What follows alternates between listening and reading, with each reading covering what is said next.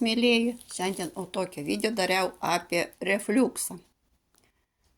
Refliuksui mes rekomenduojam, aš pati rekomenduoju, mūsų kompanija, tai yra chitozanas, jūrų krabas, iš kurio pancerio daroma miltelis ir išveda visus nešvarumus iš skrandžio, iš kraujagyslės, jisai susiriša į kamuoliuką ir išveda.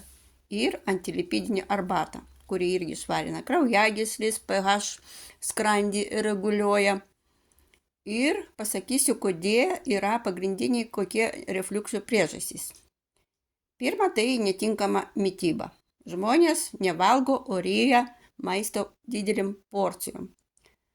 Dažniausia persivalgė. Tai būna, nėra kada pavalgyti, o paskui prirys per dieną didelę porciją maisto ir tada virškinimui labai sunku visą tą perdirbati. Tai į pagalbą ateina chitozanas mūsų ir antilipidinė arbata. Labai blogai, kada žmonės iki miego, pavyzdžiui, 2-3 valandos irgi valgo, tai labai netinkama ta mityba yra priežastis. Paskui provokuojantį maistą, kokį valgo. Riebų, aštrų, pomidorai dabar ypač apipurškiami parduotuvė yra su pesticidais. Citrusinių labai daug valgo, šokoladų, kavos, alkoholių, gazotų. Alkoholis tai ypač ne tik jaunimas, bet ir dauguma geria šampano. Tai burbuliukai labai nesveika. Padidėjęs spaudimas pilvo srityje, antsvoris, nutukimas arba ir nėštumas, kuris spaudžia skrandį ir verčia kilti rūgštį. Tai irgi nuo to padidėjusi rūgštį saugo mūsų chitozanas ir antilipidinė arbata.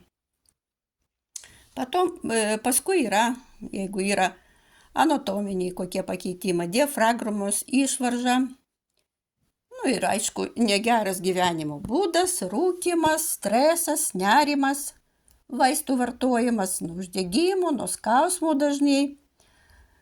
Paskui paskui skundžiasi, kad ten yra deginimas skrandyje, skausmas ir toks atsrūgimas, griaužia rėmuo. Tai viską taip pats žmogus provokuoja ir daro savo skrandžiui. Ir nuo to prasideda refliuksas. Tai tą refliuksą, kaip man rašo ir klausia, galima susitvarkyti chitozanu ir mūsų antilipidinė arbata. Prašom, rašykit, kam įdomu susitvarkyti tą problemą. Padėsiu, kur užsakyti. Gražios dienelės. Ate.